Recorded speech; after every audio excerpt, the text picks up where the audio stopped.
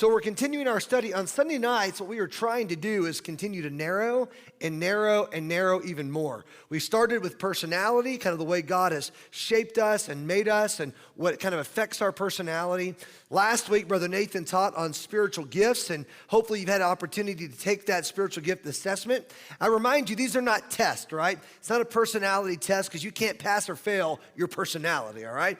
This is an assessment. And so tonight we actually have one more assessment for your pleasure and your enjoyment that we'll provide at the end. And it's an abilities profile, an abilities assessment.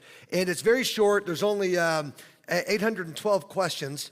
No, actually, there's only 42 questions, so it's really short. And I really want you to fill those out, write your name on them, and then bring them back. So if you've not brought back your personality assessment or spiritual gifts, we'd love you to do that. You can make a copy for yourself, but we're trying to build a spreadsheet. We're going to give it to a very C personality. Let them build the spreadsheet so we can kind of track and see people's personality, gifts, abilities, those kinds of things, and begin to put it together.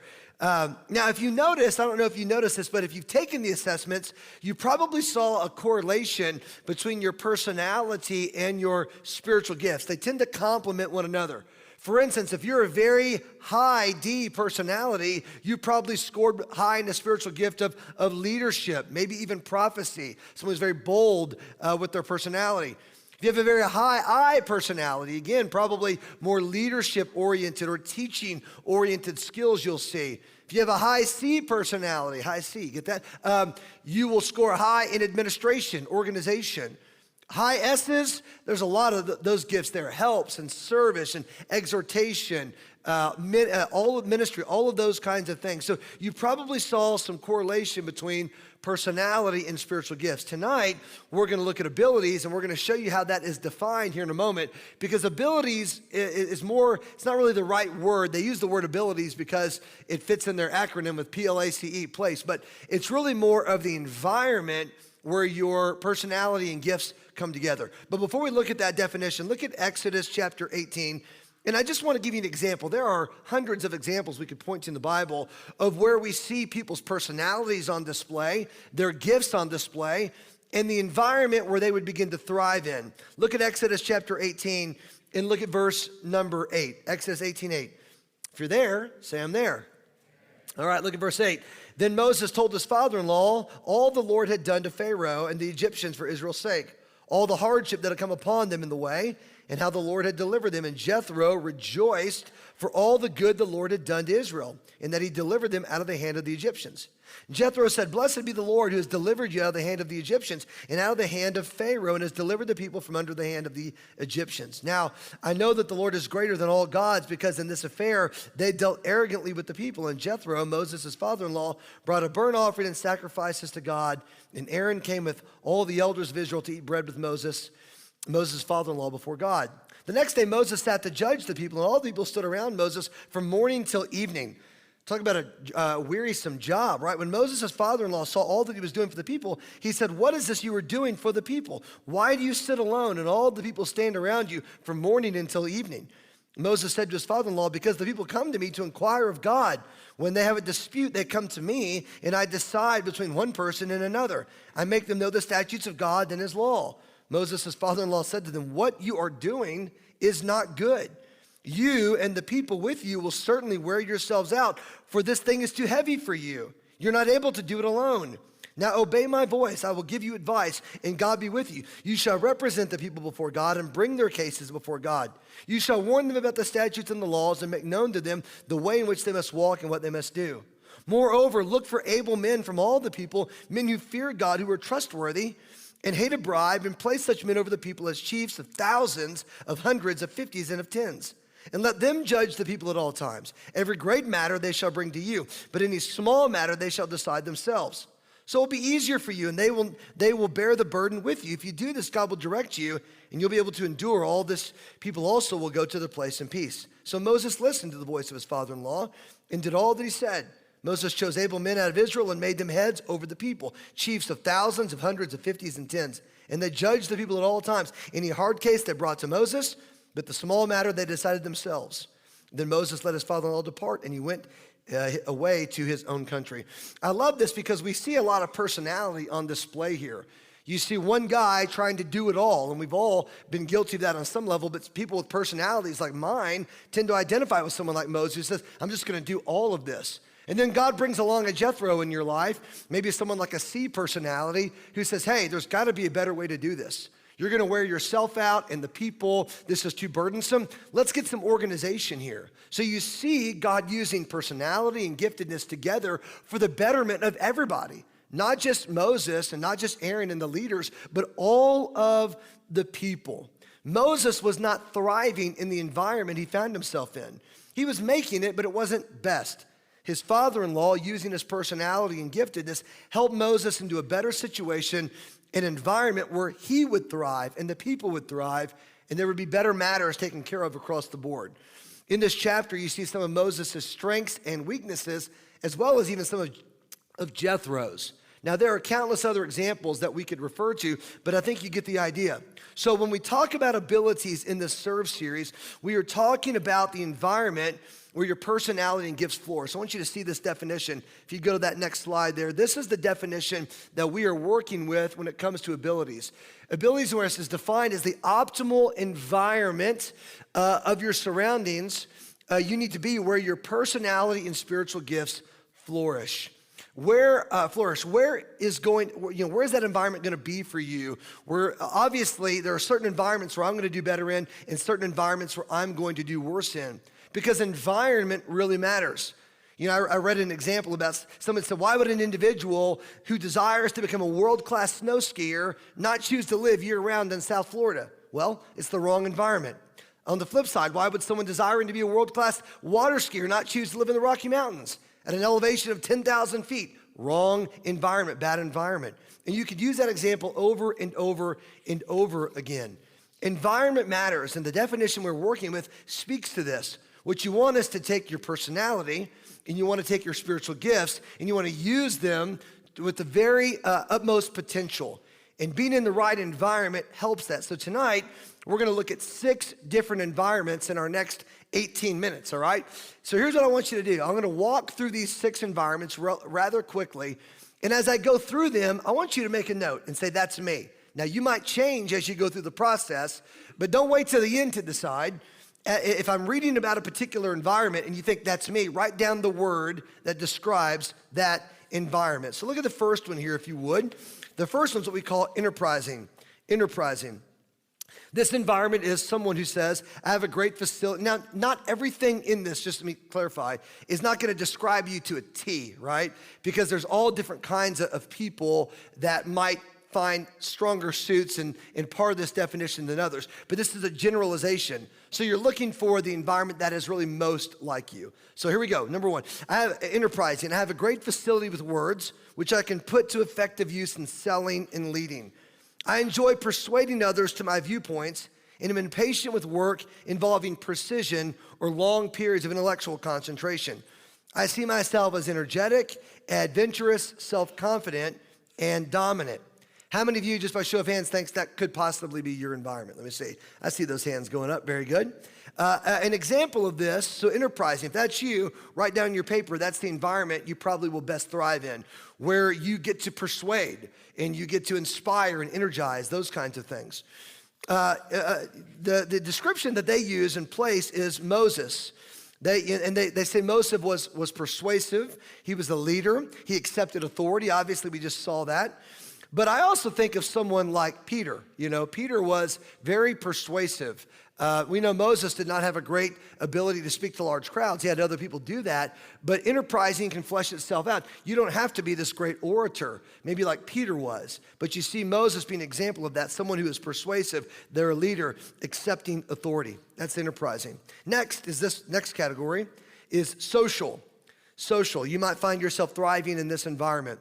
Social. I am social, responsible, and concerned with the welfare of others. I express myself well and get along well with others. I like to be near the center of groups and prefer to solve problems by discussing them with others. I view myself as cheerful, friendly, popular, a high achiever, and a good leader. So you look at that definition, you're going to say, man, sometimes you look at that a definition like that and you may not think that's all you, but there are elements of that more resonate with you. An example of social they use is Aaron. Aaron liked to be in the center of groups. We know that can be a good thing and a bad thing. He was a listener and a facilitator. Just out of curiosity, how many of you might say that social might be the environment that you thrive in? Let me see. Okay, a lot of socialites there. Good. All right. Next, another category. So we have enterprising and we have social. Next is the third environment is investigative. Investigative. I prefer to solve abstract problems and understand the physical world rather than acting upon the world. These tend to be more thinkers necessarily than they are doers. I enjoy complicated problems and intellectual challenges. I don't like structured situations, lots of rules, or working around many people. I have unconventional values and attitudes and would like to be original and creative, especially in scientific areas. I would describe myself as analytical, curious, reserved, and independent. One of the examples that Place uses is the 12 spies in terms of analyzing a situation and bringing back a report, solving abstract problems. We know that they go into the land, they evaluate that, but Caleb was the one that silenced the people and said we should go and take possession of that as they analyzed that, investigated that. Nehemiah is also a great example of someone who probably thrived in a more investigative environment. By show of hands, how many of you would say that's probably you? You're more investigative, okay? Very good. Again, we're looking for the place where personality and giftedness come together. Next, artistic. Artistic. I prefer unstructured situations where I can deal with problems through self-expression in an artistic medium. I do prefer to work alone or with just a few others. I have a great need for individualistic expression, and I'm sensitive and emotional. I would describe myself as independent, original, unconventional, and expressive. I think you have to be careful with artistic because we tend to lump people into categories based upon words. This doesn't necessarily mean that you just paint or sculpt or any of that kind of thing. It could be even in the way that you think and the way you approach situations. In the scripture that they use Bezalel, and we know in Exodus 31, there were certain gifts and skills and abilities given to make artistic design. Artistic people tend to create expression through artistic imagination. They like to recreate even from the work of others and make it better or make it work. Sometimes artistic people aren't always ones coming up with an original idea, but maybe improving on another's idea. They like validation and feedback also for their contributions. Artistic. How many of you out there would say that's you? Maybe that's the environment you thrive in, more of an artistic environment. All right, two more. Realistic, I like this one because it's totally not me. All right, I am practical, active, and have good physical skills. I like to work outside and create things with my hands. I prefer to deal with things rather than ideas or people. Sometimes I have difficulty expressing my ideas and communicating my feelings to others. My political and economic ideas are fairly conventional. I would describe myself as rugged, robust, practical, and physically strong. And all the women who are going, okay, if I pick this, are you calling me robust? Okay, just, again, not every word applies to every person. So these are people that really like to work, okay? They like to work. Realistic, they use the example of the Levites. Again, political ideas are fairly conventional. They tend to be emotionally balanced, the more pragmatic with problem solving. They tend to be physically strong. They enjoy hard work. They don't mind getting their hands dirty. How many of you out there would say that's you? You're realistic. That's the environment you might thrive in. Some of you have raised your hand to every environment, and I'm just saying, you're troubled, okay? You're troubled. Last one. Environment number 6 is conventional. The definition here, I prefer highly ordered activities. I don't like to be the leader, but like working in a well-established chain of command. I like to know exactly what is expected of me and feel uncomfortable when I do not know the rules. I see myself as traditional, conventional, stable, well-controlled, and dependable. Look that over. I see myself as traditional, conventional, stable, well-controlled, and dependable. The example that Place uses is Aaron's sons. They prefer activities that are more highly ordered and organized. They like the rules followed by all involved. You ever been in a group with that person that they just want to make sure everybody's playing by the same rules? You know what I mean? That's a conventional person. They teach and train by being more methodical and patient. They enjoy that. And that's the environment that they thrive in. How many of you out there would say that that might be your environment, the conventional environment? Wow, a lot of conventional, good Baptist people in here. All right, play by the rules. All right, hang on to those and we'll come back to that. So the optimal, here's some examples, some environments through abilities, right? Optimal environments, check this out, I think this is helpful. So maybe if you're artistic in the life of the church, you might say, man, I would enjoy creating a new ministry from scratch. That's where I'm gonna thrive, where I have the ability to express myself and dream a little bit and create something. Social people, they may enjoy hosting maybe a new members dinner or fellowship of some sort. Why? Because they thrive in an environment where there's people and they can bring people together for the purpose of connecting them. Maybe you say that, man, I'm more realistic. I want to do something. I want to mow the church grounds. I want to work in the church flower beds. I want to clean. I'd like to be a custodian in the preschool is where I'd like to be. Right, Jennifer? Did you like how I worked that in? Okay, good. So if you're realistic, maybe that's the environment you're going to thrive in. Say, I want to work with my hands, whatever that means. More conventional, man, keeping detailed record of church finances. We have somebody that does that, but the idea is that you enjoy record keeping and spreadsheets and organization and maybe even helping us plan through various things in a more organized way. Enterprising, condensing the school principal to allow a Christian speaker to speak at a school assembly. In other words, you have the ability to persuade. You have the ability to inspire, and that could flesh itself out in a lot of different ways. And then investigative, analyzing and solving a space problem for the church. And we have a team that we put together, a long-range planning team. It's interesting to see some very investigative people on that team who enjoy analyzing and solving space problems in the life of the church. Now, what about places that you or environments where you may not enjoy or feel fulfilled? Here's some examples of this. Social people most likely would not be fulfilled in only doing record keeping in a cubicle by themselves. So the goal is you don't want to put someone who's social in an environment where they're going to be frustrated. Now, we all know that sometimes we have to serve in places that we don't necessarily enjoy. That's called filling a hole. That's called, man, serving where there's a need, and we all do that. There are times we all have to do something that is not in line with our personality, not really one of our chief gifts, but because there's a need, we do it, and that's just called being a mature believer in the Lord Jesus Christ. But really, ideally, optimally, we want to put people in the environments where they're going to thrive. And again, it's knowing who you are. It's knowing your abilities, your talents, your gifts, right? And so if you're social, we don't want to put you somewhere by yourself. We want to put you on a door, right? We want when people are walking in, you're high-fiving, you're greeting them, you're welcoming them to be a part of this church. We're looking for that type of environment for social people. How about investigative? Most likely would not be fulfilled in only meeting and greeting people in the church, right? We're not going to throw an introvert into a highly extroverted environment where we need outgoing people. We want to put you in a place where you're going to thrive, where you can think and plan and organize and do that in an environment that fits within your personality and giftedness. Artistic, most likely would not be fulfilled in only being given a certain task on how to do something and then being micromanaged, right?